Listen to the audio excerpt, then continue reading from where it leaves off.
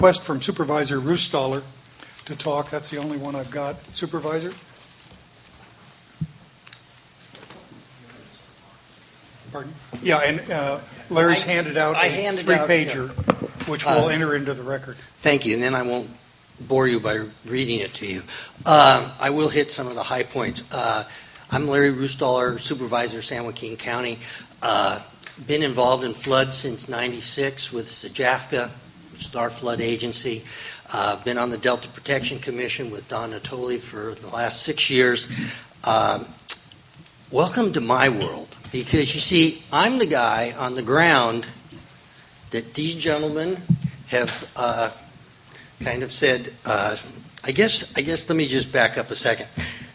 I've got no complaints with the Corps for saying these are deficient. I have no problem with that, because as you heard, we have submitted a letter very timely to say 7 of the 11 of ours are taken care of. I have no problem with the Central Valley Flood Protection folks. They're out there trying to get their handle around the whole system. I have a problem with the fact that it's like this. Because what happened on one particular reach, Bear Creek, there are 7 homes. These folks built some encroachments. Some were permitted. Some were not permitted. Actually, there's 8. There's 8. Okay. I was talking, that 8th one is the one with the swimming pool. Anyway, this swimming pool is right up against the toe. There are 200 and something folks that live in this subdivision. They're all paying flood insurance because mainly one person with a swimming pool refuses to do anything. They just are honkered down in that bunker and they're not moving. I've suggested to the homeowners they buy that house, fix the pool, and then sell the house, and they probably only cost them a few $1,000s when it was all said and done. But now they're paying hundreds of thousands of dollars into the FEMA flood insurance, which we all love to refill that bank account because it's rather low. Anyway, these are the kind of things that happen. The flood control, the state needs to step up and tell these people you have 30, 60, 90 days to cure. And if not, then tell us we have the authority to be able to go in and fix it. Because we will fix the levees. But when we are just, this has been going on for over 4 years on Bear Creek. Mr. Marino. Actually, Supervisor Rustaller has been going on for a lot longer than that. My first day on the job was June 16th, 2009, and it was that was my first day as chief engineer of the flood board. And my first day on the job was a meeting on the levee of the notorious Bear Creek 8, we call them. We have had several enforcement hearings. We have enforcement actions open on all 8 of them. One gentleman is in complete 100% compliance, and he's the fellow on the far end. He's our good guy. We have an action plan.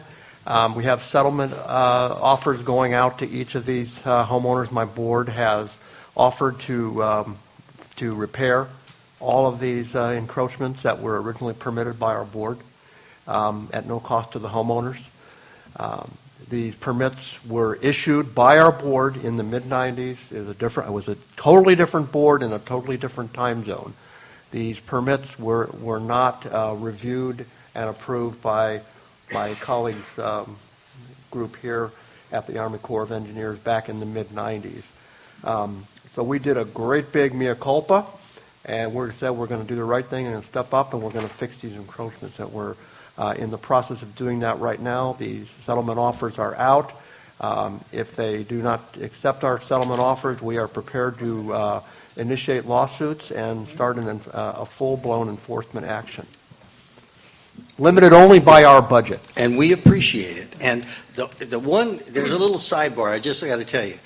When the city of Stockton built a bridge, we call it the bridge to nowhere because there are no kind of roads on either side of it, but the bridge is there. And it's on the west side of the 8 homes. Each one of those folks received $70,000 as compensation because they could no longer sail a sailboat underneath the bridge.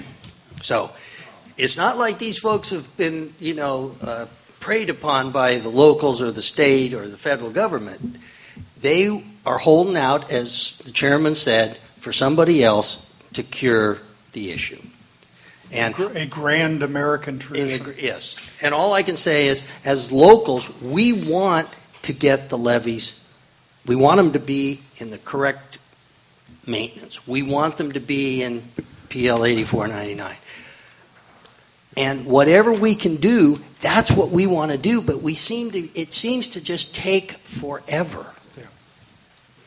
So, not to beleaguer the point, you have our document, everybody said the same thing. I just want to make a real quick comment, and probably a lot of everybody is wondering, how do we get there in the first place? Well, back when the subdivision was, my group did an extensive investigation of the property rights and the chain of title that went involved in the creation of the Twin Lakes Estates Homeowners Association, and particularly the Bear Creek 8 that adjoined the levee. What we found was when the subdivision was created, there was an existing right-of-way map that showed an easement owned by the Sacramento-San Joaquin Drainage District. That's the district that the flood board, takes care of. That's the state's land. Okay. When they went to the tentative map stage, the easement line was on the tentative map.